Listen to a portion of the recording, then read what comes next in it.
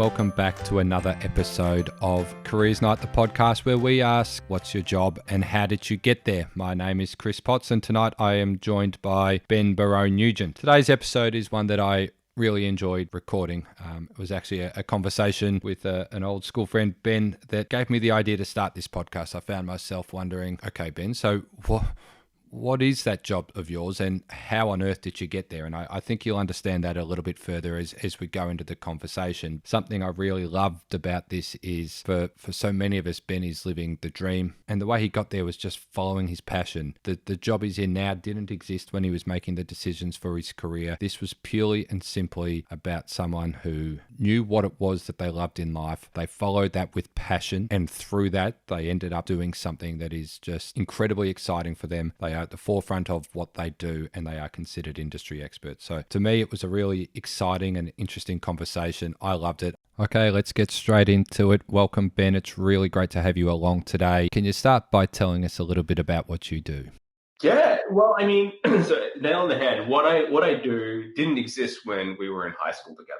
So really what I do is I work on software interfaces. I currently work at Netflix, but previous to this, I worked at Facebook, and previous to that, I worked at design agencies, partnering with big companies, think Google, Nike, Samsung, to help make language decisions that end users, people who use the software, see. So I work very closely with the visual designers, people who are choosing how it's going to look, choosing what a button looks like, what the interface looks like, and helping them pick the right words. In fact, I'm doing a lot of that language selection myself. So basically what I'm doing is writing, but it's in the context of software UIs. And as I was saying, the real reason for that is that when you're operating at scales of hundreds of millions, so Netflix just passed 200 million members, so 200 million people seeing the words that I'm choosing, really. Sure, it's translated into a bunch of different languages, but the information at the root of what I'm choosing is still theoretically the same. But when you're operating at that scale, like one or two words can make a difference in millions and millions of dollars in profit for the company.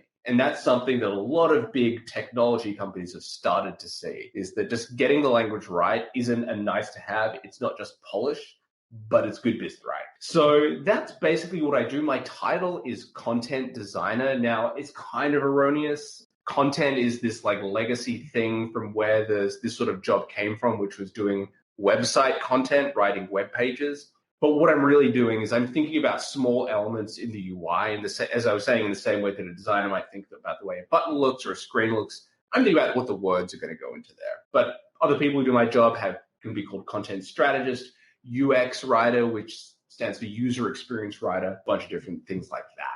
So that's kind of in a nutshell what I do and kind of how I got, like where it kind of came from. That's, I suspect, fascinating to most people. So if we look at the Netflix interface, I log in and I want to go watch something on Netflix. Essentially, every menu word, every button within that website, you've had a say or your team has had a say in the words used in that particular page. Yeah, absolutely. I think that we're a newer team at Netflix. I've been at the company for about 2.5 years. I was really the first experienced person they brought in to do this job. The team's bigger now. So I would like to say that every word I've had a say in, but some of them have existed before me and we haven't had a need to change yet. But a lot of new stuff has been influenced by me. And I think one thing to note about the job is that it does actually go beyond just choosing the words. It's more of, I would say, a product design practice. But instead of designing the way the experience works, the app works, using pixels and visual elements, I'm thinking about it from that perspective of language information. But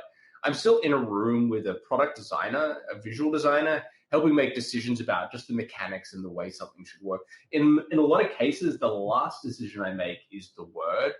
But the real influence I have is just like the flow of things, the flow of information. What do we need to tell you at different places? So an example of something that I've been spending a lot of time actually on over the past couple of years is a feature that we're about to start rolling out globally right now it's called Shuffle Play, but it will actually have a different name, which is a name that I spent a lot of time testing and thinking about. One button and the fancy algorithms at Netflix shuffle the entire catalog, look at what you like to watch, and pick something for you and just play, right? Because what we see is like, if we get that word wrong, people don't click that thing because they don't know what it is and they don't know what it's for. We're trying to like connect with our users more directly using those words. I find that unbelievably fascinating that that much work goes into these kind of buttons. Very excited about your shuffle, because we joke about the fact that we spend more time trying to pick a show to watch than we do actually watching it. Having someone make that decision for us will be amazing. And you know, exactly right. And that's sort of an interesting thing about that, which goes back to what I was saying about like a lot of the work I do actually isn't the words, but that's kind of the end. That's the last thing I kind of do in a lot of cases. And it's the most material thing I put out there.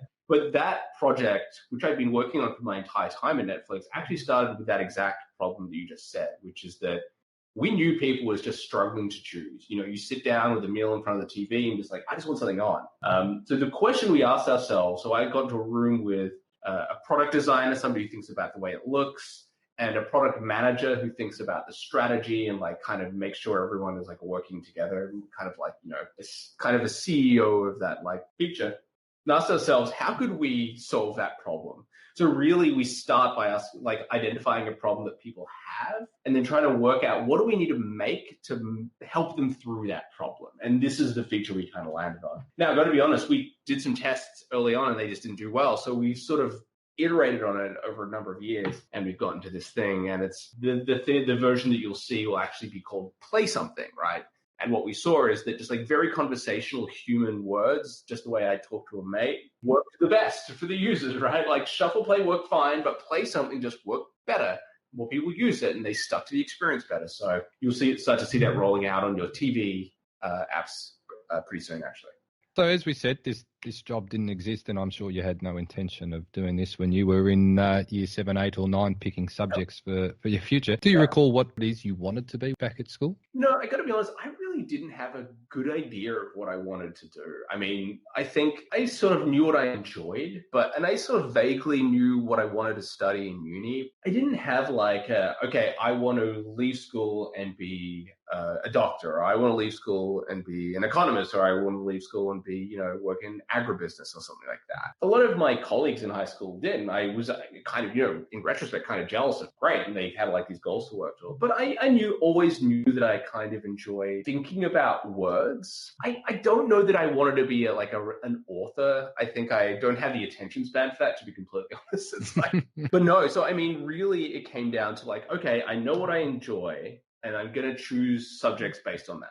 And to actually like share a bit about like my like end of high school experience, like at the beginning of year 11, I was doing a lot of like science and maths sort of subjects, and they just weren't, just because I felt like that was what I should be doing, right? What drove that's what I should be doing? I think it was like there were a couple of factors in there. One is that, you know, my parents are both scientists. My dad is a physicist. My mother has like a background in like paleobotany and stuff like that. My brother has got a PhD in astrophysics, and he was very good at that sort of stuff. And because I kind of didn't know what I really wanted to do, and I didn't necessarily like slot neatly into any like single subject or anything like that, I just kind of was like, well, I guess I'll just do specialist maths. And it was terrible for me. I just didn't enjoy it. I wasn't good at it.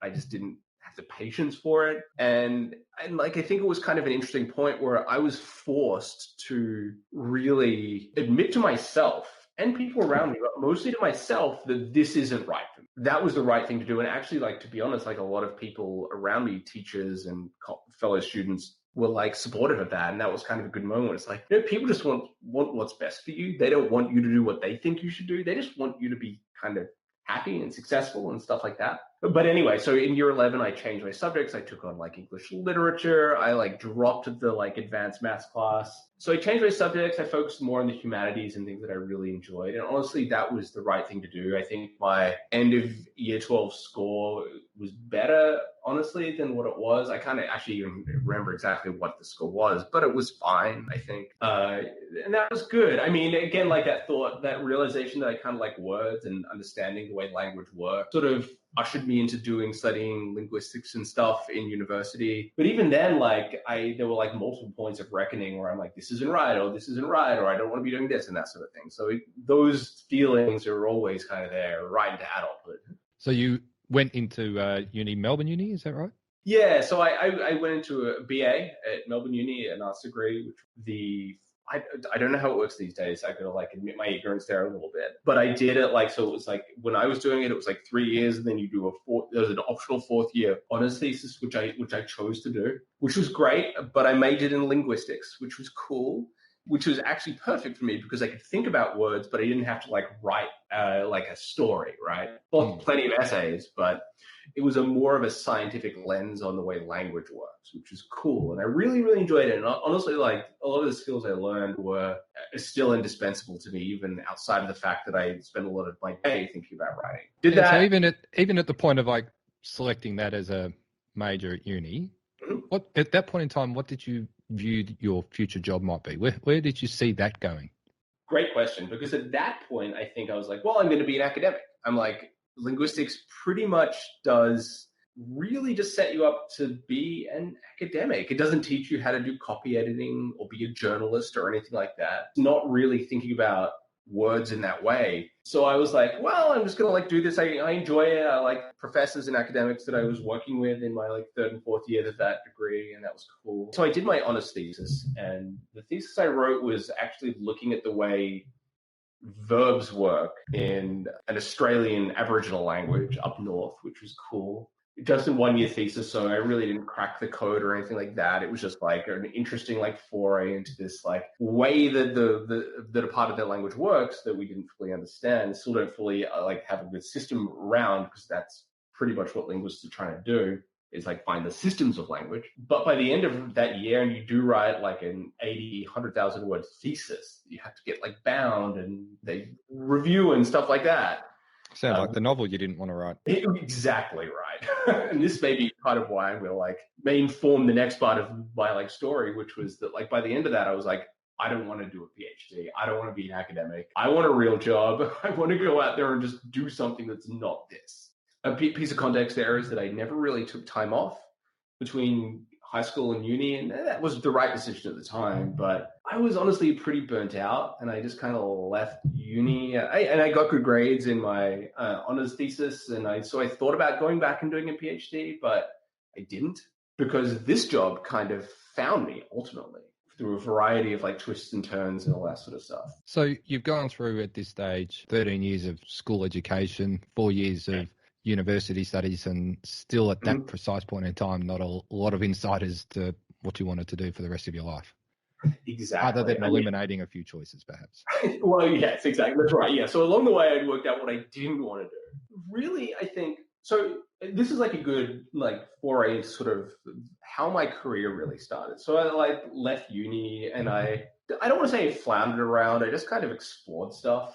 I mean, I had this job in uni where I was doing like working in like a call center doing like surveys for the government. So I had this job, absolutely nothing wrong with it. I really enjoyed it actually at the time, but it just wasn't the thing that I knew I wanted to do. So again, like to what you said, I was like eliminating things. So I wanted to get a job doing something with language. And there was this job that came up also at Melbourne Uni for a job working for the university website. And it was like a department that was like technically within the University of Melbourne library, or library, I should say. To all the listeners here, I'm living in America right now, so I say some of these words, but it was like technically part of the University of Melbourne library. And I would do this job, and I got this job. Basically what it was like working with old school professors and academics and lecturers to help them understand how do you write your course material for a website as opposed to like a printed binder. Now, one thing that I do know about uni educations these days is that most stuff is digital. You don't really go and like buy a big binder of essays. But when I was in uni, and I'm showing my age here a little bit, you had to like buy this binder of essays, right? You get like the textbook, and then you get this binder that the professor had made. So this was at the beginning of making things digital, but professors just didn't understand that writing for a website was a little different to writing for print. So I had to sort of understand that and work with them to communicate that to them and help them through it. An example of the sorts of things was like, okay, you might want to like think about breaking this one long page into 3 separate pages based on sections, or maybe have section headers so it's a little easier to read on the screen. Stuff like that. Or bullet points are going to be more readable. And that was like Would I be right in saying this must be like, 2008, 9, I assume? Weren't textbooks telling you how to do this? You were sort of making it up as you were going? So there are some words that I'm going to use from here on out. One that I've already sort of touched on, UX, the letter U, the letter X, which stands for user experience. It's a concept that's been around for maybe 20 plus years. Usability is something else, which is more about like how broadly usable can we make something, be it like a physical thing, like a like a laptop or a coffee machine or a website, right? And there were lots of books about UX and usability, but they didn't really talk about like language, but they had some like interesting things. So I could sort of glean some things from that, but really, yeah, you're right. I was making it up as I was going along, and yeah. And I did that job for like a year and a half, nearly 2 years, I think. But what I realized in doing the job, again, like this was the early mid 2000s, right? Or the mid 2000s, really, this was important, that like making sure that websites, at that point, it was really just websites. This was, the iPhone was brand new and like app design was still like novelty stuff. It was like, I don't know if anyone, no one listening, a lot of people listening to this might not remember, but they were like the height of iPhone apps was like a fake cigarette lighter. Like you remember this for sure, Chris. Absolutely.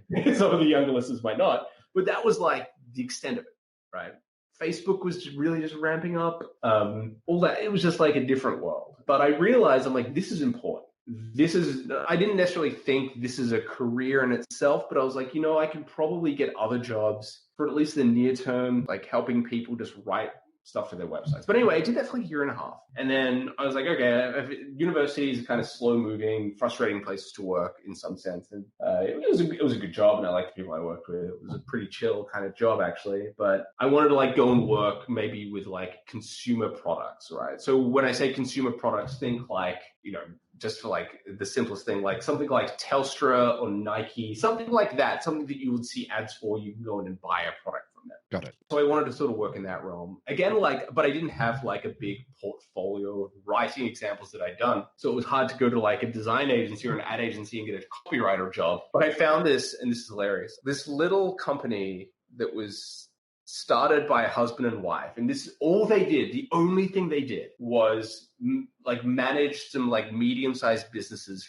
Facebook pages in Australia. It was hilarious. Like they had like, who were their clients? It was like Burt's Bees, and that like, there was like a pizza joint that had like a thing in South Yarra on Brunswick Street, Bimbo's Deluxe. So we managed that thing. So it was a bunch of these just like random brands that they'd like been like, hey, for like $500 a month, $2,000 a month, $5,000 a month, we'll manage your Facebook page and Twitter account. And I was their first employee, and they ran out of their house in Coburg, and I interviewed for it, and they're like, yeah, we'll hire you, whatever. I'm like, all right, fine. And they were paying like minimum wage or whatever it was. It was like 36 grand a year at that point, which was great. I was like super excited about it. It's like, wow, my first like copywriter job. And it was hellish. Because it was the office was at their house, I'd show up and they'd like answer the door in their pajamas. They still smelled like they just woke up, and which was terrible. Sometimes had these like domestic arguments, and it was just like, I did it for about 5 months, and I was like, I cannot do this anymore. But the great thing about it was, and honestly, like the lesson that I would impart to a lot of people here is that it allowed me to start to like prove that I could do something that opened a lot of doors for me. Like honestly, without that, I wouldn't be here, because I was able to show to a subsequent employer, look, I can write for a consumer brand. I can think about like, what are the brand's goals, and like create something that matches that. But I got another job at a pretty big design agency that at that point was called DT Digital in Melbourne. They had like a couple hundred employees. They had some amazing brands. They were like doing all of like NAB's like digital work. So they were doing like iPhone apps and iPad apps when they were like brand new, and website work, which was super cool. They had like Honda and Maya, just like great, big, well-known brands. So it was like a dream come true at that point. I'm like, wow, okay, this is my job now. This is amazing. And crucial to getting that was the 5 months you spent going to these people's house in Coburg. Yeah, smelling them as they woke up. Yeah, that was your origin of me getting that job, which was fine. Honestly, like at that point in my career, I'm like, I just kind of knew that I needed to do it, but in retrospect, I'm like, no, I really need to do it. But my job title there was copywriter, and it was great. But it was like I was like on a team there that was still trying to feel itself out. So I had a lot of leeway to sort of define my own job, which was cool. And the one thing that I really enjoyed doing was working with what were at that time called UX designers. They were basically the people who were designing apps versus like, instead of designing print and advertisements. They were designing websites and apps. So UX is like really a thing about digital, but that's sort of what they were doing. And that was cool. And I really enjoyed that process. I really enjoyed working with those people. So I just like partnered with them more and more instead of just to write like web pages and think about buttons and what you put into like the menu or the navigation of a website or an app. And that was just really rewarding. And as I did that more and more, I went back to my manager and was like, my job title shouldn't be copywriter. That makes me sound like I'm doing ads. It should be UX writer. And I just kind of like thought of it. I was like, if they're a UX designer, I should be a UX writer, right? And they're like, yeah, that makes sense. You change your title. They didn't really care. I didn't get any more money for it or anything, but it meant a lot because I could focus in on this thing that I like. Now, there were people out there doing what I did, but they typically went by the name content strategist, which is still a job title that exists, right? That was my job title at Facebook, actually. But I didn't feel like really captured what I did, and I still believe that. So anyway, I did that for a long time. I worked at a bunch of other different design firms around Melbourne. Around 2013, I was like, you know what? I just want to change. I want to work on even like just bigger stuff if I can. I started applying for stuff in New York, got a job at another design firm out there called RGA, which was really cool. I was trying to catch myself doing the American accent thing. That was really great. Worked on like a global rollout for Samsung's content sort of voice guidelines. We talk about this in the industry sometimes, which is what is like a brand or product voice? What is the tone that we want to convey through an interface, that sort of thing. So did that for Samsung globally, which was really fun. And then did that for a little while, got a job at Facebook, helped build out the team at Facebook in New York, which was really fun. It was a much smaller team, much smaller company back then. Did that for 3.5 years. And since then I've been at Netflix. Kind of brings me to today, but that's kind of how I fumbled my way into this job. Which is quite incredible, isn't it? To think that, of all the people that make their way to LA and work in the Silicon Valley sort of world, I guess, and all these tech apps and things like that, it's, the journey to there could be from anywhere, including a linguistics sort of major. Well, that's it. You're exactly right. I think that when I think about how I ended up here, it was one part being like thoughtful and strategic about like what I wanted to do with my career and my life and my time. But it was also just sort of like following my instincts about things. Right. It was about saying, look, deep down, I feel like there's something here. When I think back to that job that I had at Melbourne Uni, writing for the website, helping people write for the website, I should say, but I also had to do a lot of the writing. I recognized this is important. Now, I didn't necessarily know what that meant at the time, that would mean that now there's a career for that sort of thing. But for like, here's like a great example of like how quickly like a new job can come out of nowhere. When I left Australia, I probably knew literally everybody doing what I was doing at the time in the country. There was probably maybe 20 to 30 people in Australia doing UX writing or content strategy. A bunch at Australia Post. There were a couple scattered throughout the banks, and there were a bunch of these sort of design agencies. There weren't many, and that was fine. It felt big at the time. And even when I was at Facebook, there were 35 people at Facebook doing the same job as me, and that felt crazy. Right. That's huge, yeah. And the Facebook team, it was 35 when I joined in 2015, 500 people doing what I do now. So this is not like some, like when I started it was like a job that I really had to explain to people. And like now it's just like another design tech job. And that's interesting. And things change fast, right? That's astounding, those numbers. Is there a typical path to this? Are most people like you and they've taken that same journey? So yes and no. I mean, a lot of people that do what I do have like come from a bunch of different backgrounds, but they're all kind of similar. A lot of them most of them have come from like copywriting and like ad agencies or design agencies like I did. So there's like a degree you can do called library sciences, which is something that a lot of people who do what I do have study. And the reason for that is that if you study to be a librarian, what you're doing is not really a customer service role. It's managing this massive catalog of stuff, right? And making sure you can find the most precise thing in that huge group of things, right? Which is actually, when you think about it, is how kind of websites and apps and software work, especially from this like information perspective. A good app or a good website, everything is organized really systematically and consistently and in a way that like resonates with human brain. I presume not via the Dewey Decimal System. No, not so much anymore. No, not really. But So yes and no. Now there are universities and schools that will offer a course in content design or UX.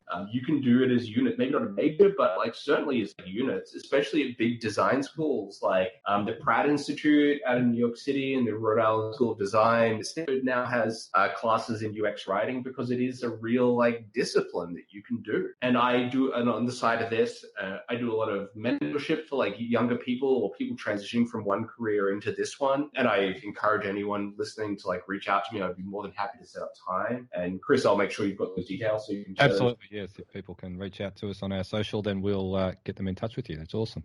Perfect. That sounds great. But like, it's like a thing that people are really interested in. Yeah, absolutely. All right. I like to finish just with 3 very quick answers, and I haven't given you any warning of these ones, but the first one being anything you would do differently. Great question. And I don't think there would be, honestly. I mean, I think that when you look back over a career or a life, and I'm only 35. I'm not like an old soul yet, but I mean, you start to realize that things and decisions you've made sort of don't happen for some predetermined reason, but they kind of lead you in a direction. Had I not like made some of those mistakes, even like choosing to do like specialist maths in year 11, I don't think I'd be here. So, I mean, there are always refinements, little things that I wish I'd done differently, taken an opportunity that I missed or something like that. But overall, not really. I think that, I'm glad that I sort of balanced my passions against being pragmatic. I don't know. Yeah, no real regrets.